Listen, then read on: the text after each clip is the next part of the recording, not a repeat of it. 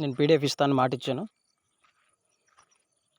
నేను ఎవరికి ఇస్తున్నాను అంటే నా ఛానల్ని సబ్స్క్రైబ్ చేసుకొని రెగ్యులర్గా ప్రతి వీడియో చూస్తూ వాటికి లైక్ చేస్తూ కమెంట్ సెక్షన్లో అది బాగుందా బాగాలేదో అది ఏది పెట్టినా అది వాళ్ళ ఇష్టం. ఎందుకంటే రివ్యూ మాత్రం జెన్యూన్గా ఉండాలి కాబట్టి అలా జెన్యూన్ రివ్యూ ఇస్తూ మన ఛానల్ని ఫాలో అవుతున్న వాళ్ళకి నేను ఈరోజు ఫార్వర్డ్ చేయబోతున్నాను. నా నంబర్ ఇప్పుడు ఇస్తాను, ఛానల్లో చెప్తాను. అక్కడ మీరు మెసేజ్ చేస్తే నేను వెంటనే మీకు వాట్సాప్లో నేను ఫార్వర్డ్ చేయడం జరుగుతుంది. పర్సనల్గానే ఫార్వర్డ్ చేస్తాను. ఎందుకు పర్సనల్గా చేస్తానంటే గ్రూప్లో పెట్టడం వల్ల అందరికీ వెళ్ళిపోతుంది. నేను అలా కాదు, నాది ఇన్స్టిట్యూట్ కాదు, జస్ట్ ఒక సీనియర్ ఆస్పిరెంట్గా నాది ఒక గైడెన్స్ మాత్రమే. ఇండియన్ సొసైటీ మన క్లాస్ ఏంది ఇస్తున్నాను. ఇది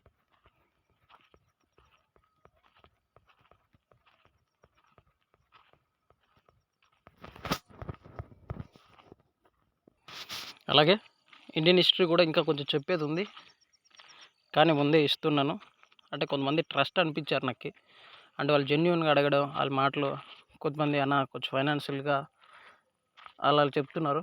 సో మొత్తానికి నేను వాళ్ళకి ఫార్వర్డ్ చేయాలనుకుంటున్నా, ఫార్వర్డ్ చేస్తున్నా. నా ఛానల్ సబ్స్క్రైబ్ చేసి రెగ్యులర్గా ఫాలో అవుతూ జెన్యూన్ రివ్యూ ప్రతి వీడియోకి ఇస్తున్నా. వాళ్ళకి కొన్ని ఐడియాలు మతుకున్నాయి.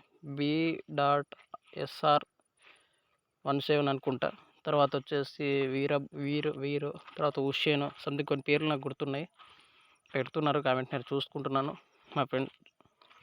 ఓకే, ఏదైనప్పటికీ నేను ఫార్వర్డ్ చేయాలనుకున్నా, ఈరోజు ఫార్వర్డ్ చేస్తున్నా. నా నంబర్ చెప్తున్నా, నోట్ చేసుకోండి.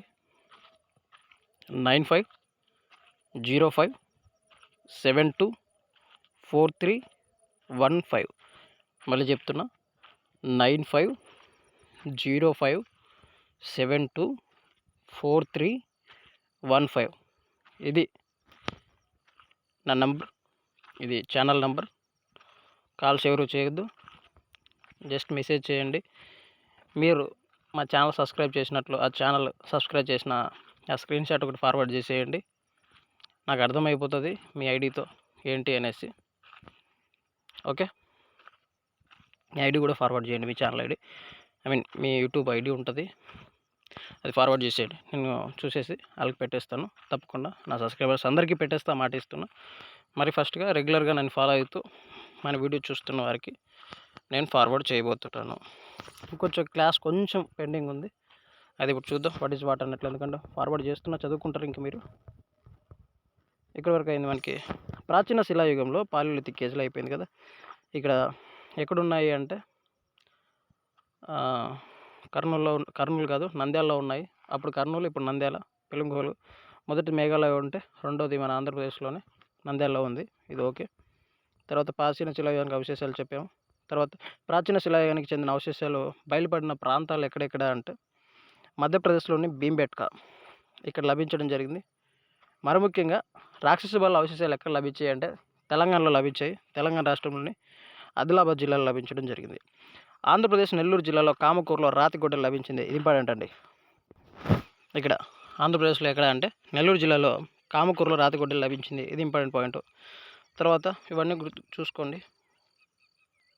ఇక్కడ ఆదిమానవుడు భారతదేశంలో సంచరించిన ప్రదేశాలు ఏంటి? ఆంధ్రప్రదేశ్లో కర్నూలు, కడప, గిద్దలూరు, సగిలేరు, ఎర్రకొండపాలెం, నాగార్జునకొండ అంటే గుంటూరు జిల్లా. తర్వాత మహారాష్ట్రలో నేవప ఇది. తర్వాత మధ్యప్రదేశ్లో నర్మదాలోయ, కర్ణాటకలో గుల్బర్గా, తర్వాత తమిళనాడు ఇది. తర్వాత మధ్యశిలాయుగంలో అంటే మీసోలిథిక్ ఏజ్ అంటాము. సో ఈ యుగంలో మొదటిసారి మానవుడు నిప్పు కనిపెట్టాడు. ఇది ఇంపార్టెంట్ పాయింట్.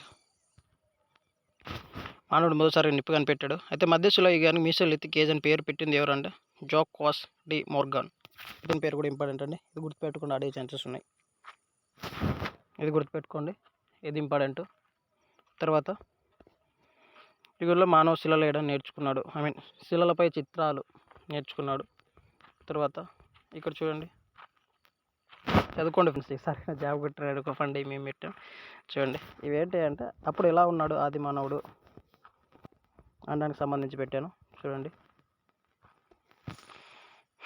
ఇలా ఉంటాయన్నమాట అప్పుడు కాలంలో ఉన్న పరికరాలు. తర్వాత మొట్టమొదటిసారిగా మచ్చిక చేసుకున్న జంతువు వచ్చేసి కుక్క అండి.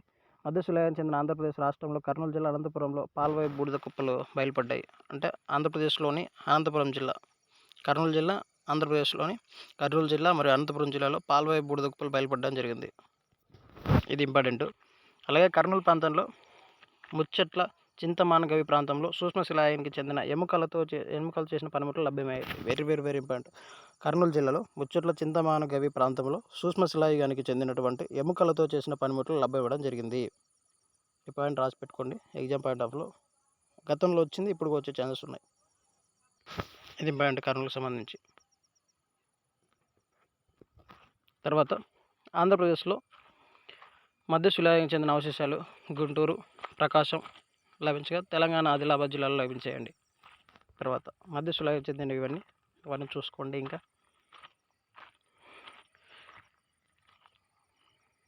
ఇవి ఆల్రెడీ చెప్పాను. మరొకసారి మధ్య శిలాయుగానికి చెందిన లభించిన ప్రదేశాలు ఏంటి అంటే ఆంధ్రప్రదేశ్లోని గిద్దలూరు, నాగార్జునకొండ, కర్నూలు, కడప. గుజరాత్లో ఇవి ఓకే.